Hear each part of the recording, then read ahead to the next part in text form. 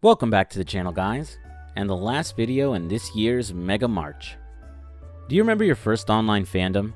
You know, a game, TV show, or book series you loved so much that you immersed yourself in its world online, joining its fandom-specific forums, talking to other fans, maybe drawing some fan art or writing some fan fiction? I do, and it's probably not the one you expect.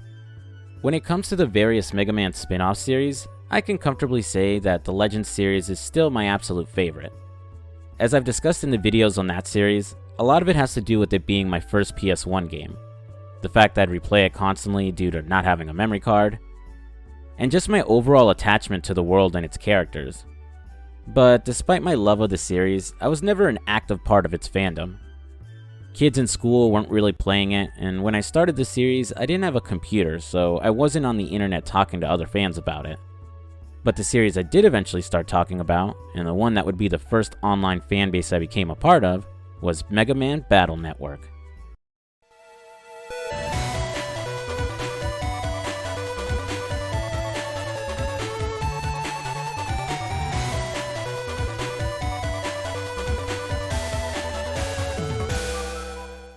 I remember stumbling onto the rockman.exe forums, talking about the recent game at the time, Battle Network 3, discussing the anime, drawing crappy fan art. It was the best. Oh man, I was all about the anime back then. I was mostly watching it subbed back in the day, as the US still didn't get a dub of the show. And I'd be lying if the anime was anything really special. Just a fun shonen monster of the week type show, which eventually evolved into a Super Sentai clone for some reason. But I liked the characters, was always hyped when new net navies would show up, and it had anime openings that were way better than it had any right to be.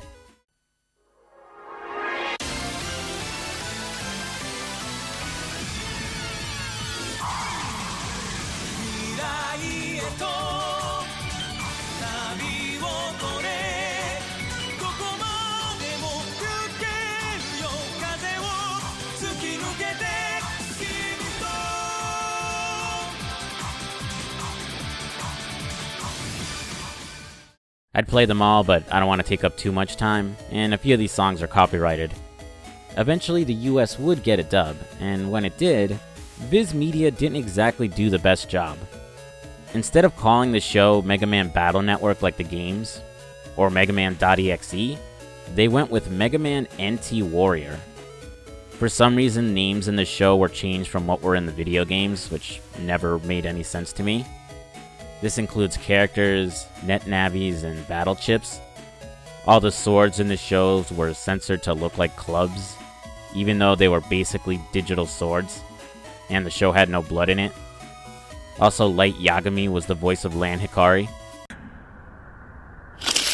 Jack in! Mega Man! Power up! I'll take a potato chip and eat it. It was really bizarre. I don't know, maybe I'll make a separate video discussing the anime one day. Comment down below if you'd like to see that. So what was it about this series that got me so interested in it, that I had to go online and find others who liked it too? Well, quite a lot of things, I'd say. The first Mega Man Battle Network game was released on the GBA over 20 years ago in 2001. It was a massive departure from the usual Mega Man formula. Gone was the usual side-scrolling platforming action, and in its place was a deck-building tactical RPG. The series stars Lan Hikari and his net navi megaman.exe.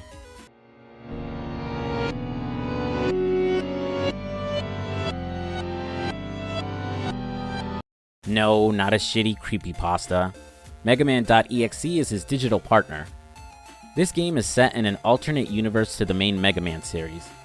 One where instead of robotics, the world had a major breakthrough in computer networking instead. Brought on by this universe's Dr. Light, known as Tadashi Hikari, Lan's grandfather. Now, just about everything you can think of is connected to the internet, from computers to microwaves, cars, and traffic signals. Not far off from the world we currently live in, come to think of it. Because of this over-reliance on network technology, viruses and especially hackers are commonplace. Also like in real life. But net-navies allow normal people to fight back and protect themselves against those evil forces.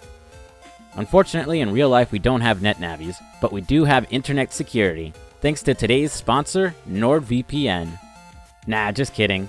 Not big enough for sponsorships yet. But man, if this game isn't the perfect segue for that. But back to the game. Since Battle Network ditched the traditional side-scrolling action of the older games, it instead takes on a 2D isometric style, and I think it works really well. The world is very colorful, destinations looking distinct with unique designs for NPCs, and detailed sprites for net navies and viruses. The world is split up into two locations, the real world where you're controlling LAN, and cyberspace where you take control of Megaman. As LAN, you'll interact with your friends and family, go to school, and explore AC/DC Town, along with other areas and towns. Talking to NPCs, LAN can get hints about battle, where to find secrets, or occasionally some items, along with getting some emails from time to time. While exploring, LAN can jack into the internet or the local network for certain devices, allowing Megaman to log in and explore the digital space. Random electronics will have small digital spaces, usually with some mystery data that will give you money or an item. While logging onto LAN's PC will give you direct access to the internet, which is a big and confusing mess of walkways to travel through. Running around on the net, you'll get into random encounters with viruses. Fights take place on two 3x3 grids, with Megaman on the left side of the screen and viruses on the right. He can move around his side of the field and still make use of his buster to attack, but it doesn't do a lot of damage. Instead, the primary method of attack will be making good use of battle chips. Battle chips are programs that can be bought, found on the internet, or dropped by viruses. They let you use various different attacks like bombs, swords, or summoning other net navies for a strong attack, but can also support you by healing Megaman, limiting enemy movements, or making him invulnerable for a time. Once the battle begins, LAN's folder will open up, bringing up 5 random battle chips. Now you can't just use all your battle chips all at once. If you look them over, you'll notice each one has a corresponding letter to them. So you'll only be able to use battle chips of the same type or letter. Which, if you don't have a good variety, you could only end up using 1 battle chip per turn. If you get a dud hand, you have the option to skip the round and let LAN add 5 more chips for the next round. Though any extra chips you don't use disappear after that round. Proper variety and making use of similar lettered battle chips is key to winning fights, and hopefully ending them quickly. Not only that, but making use of the right battle chips will allow you to use powered up attacks known as Program Advance. For example, if you combine the sword, wide sword, and long sword battle chips, you'll unlock the Program Advance known as B Sword. It gives you a powerful sword you can spam 6 times to do more damage than usual. Program Advance is key to dealing with some of the more difficult boss battles, along with ending fights quickly to get better rankings and increase your chances for better battle chips. Editing your folder and getting battle chips is probably the biggest appeal of the game, as I would spend hours setting up the right chips, farming for them, or trying to get first draw win strategies. Though considering the difficulty of some enemies, the high encounter rate, and Megaman's squishiness, it kinda feels like a necessity. Especially since you can only run away from battles if you make use of the escape battle chip, which thanks to RNG may not show up for several turns. Outside of the battle chips, you can upgrade Megaman himself, though it's a bit limited in this game compared to future titles. Finding the right data, you can increase his base HP and the stats for his default Mega Buster. You can also equip him with various elemental armors that will lower damage from certain elemental attacks, but also increase the strength of his elemental weaknesses. While the gameplay is pretty solid, I think it's the characters that really got me invested in the series back as a kid. The previous Mega Man series were a bit hit and miss with its characters, as most of the focus was on the gameplay. So there weren't many cutscenes or interactions to flesh out the characters. Outside of the Legend series and some of the X games, of course. But in Battle Network, the characters and story are given a lot of focus, to the point you'll end up spending a lot of time outside of combat just following the story. Our main hero Lan is best described as your standard shonen protagonist, an impulsive kid who can be a bit lazy and dumb at times, but who strives to do what's right and cares about his friends and family. His NetNavi Megaman is the more responsible of the two, reminding Lan about school, homework, or any social engagements he has to go to. He carries the same heroic spirit of previous Megamen, not hesitating to fight evil NetNavis and protect the ones he cares about. I'd say he has a little more in common with megaman.exe, as he does try to de-escalate situations, and only fights when he has no choice. Lan's friends and family aren't as fleshed out in this game as they would be in future titles, but their personalities are there. There's his neighbor and childhood friend Mail, or Meilu if you're an anime watcher. Like Megaman, she's more responsible than Lan and frequently scolds him when it comes to things like school or his overall laziness, though slowly over time she would grow into his love interest. Next is his dim-witted friend Dext, who constantly challenges him to net battles with his NetNavi, gutsman.exe. And to round out his friends group is child genius and local rich girl, Yai, with a serious case of five-head. She's a bit snobbier than her friends and tends to act superior to them, but is overall a nice girl. Her NetNavi is glide.exe, who acts more like her butler and doesn't really get into Navi fights. Both Yai and him are references to the Legends series, as both are counterparts to characters in those games. Side note, I love all the references to Legends in this game, with random items and posters scattered around, paying homage to the series. Lan's friends tend to play an active part in the story, usually assisting him in whatever cyber attack may be taking place, and providing Lan with battle chips of their NetNavis. And while not technically his friend, Lan does have a rival in the form of Eugene Chod, or just Chod. Chod is a professional net battler, someone who's licensed and has authority to investigate and stop cybercrimes. Chod is partnered up with the powerful protoman.exe, who mixes the designs of the original Red Robot with Zero from the X series. Several times the pair bump into each other during the game, with Chod finding Lan a nuisance, and trying to get him out of the way of his work. But eventually he does come to respect Lan. Like I brought up before, the story takes place in an alternate universe to the main series. The world is now living in the age of networking, with everyone making use of a personal terminal known as a pet, along with personal digital companions known as NetNavis. The plot starts pretty laid back at first, just following Lan through his day-to-day life and his time at school. Eventually he ends up crossing paths with the crime syndicate known as World 3. World 3 plans to plunge the world into chaos, their members collecting super programs for their hidden agenda. And who should lead this evil group of criminals? Well, if it isn't our old friend, Dr. Wily. Sorry, he's called Lord Wily here. Guess he didn't get his doctorate in this timeline. Lord Wily wants revenge on society, and this new world of networking. Why, you may ask? Well, cause he's tired of all these people with their faces buried in their phones, of course.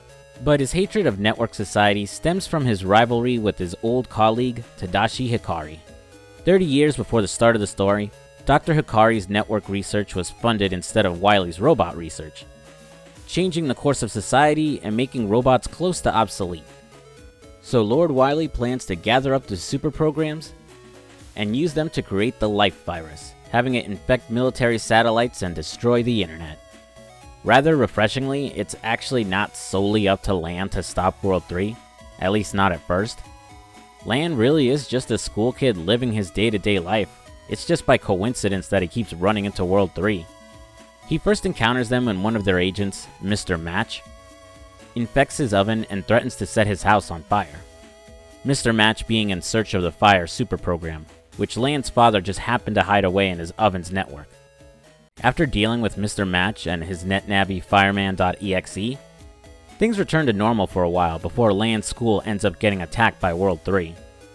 Through a good chunk of the game, Lan just happens to be at the wrong place at the right time, usually being the only one to fight against World 3 by virtue of any adults or authority figures being incapacitated in some way. A sort of subversion of the usual adults are useless, kids have to save the world trope, though it does inevitably play it straight. It isn't until later on that Lan's disruptions of their plans turns him into a real target. More so once Lord Wily learns Lan is actually his rival's grandson, I won't go through every detail of the game, but I do enjoy its story quite a lot. It's fairly simple, gives you some breaks between the action, and has some really good twists and secrets, especially in regards to megaman.exe's true origin.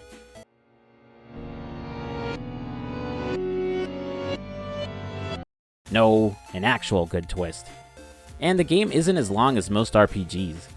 Easily completable in 15 hours if you know where you're going and how strong your folder is. Despite its age and just how many sequels this game had, the original Mega Man Battle Network holds up surprisingly well. In comparison to the other firsts in the spin-off series, it hit the ground running, with a new gameplay and battle system that was really fleshed out. Battles are very strategic, with the different types of battle chips combined with enemy variety, keeping fights from being the same thing over and over. The story has the usual beats of a kid saves the world plot, but also remembers that Lan is indeed still a kid. He isn't any more capable or smarter than the adults around him.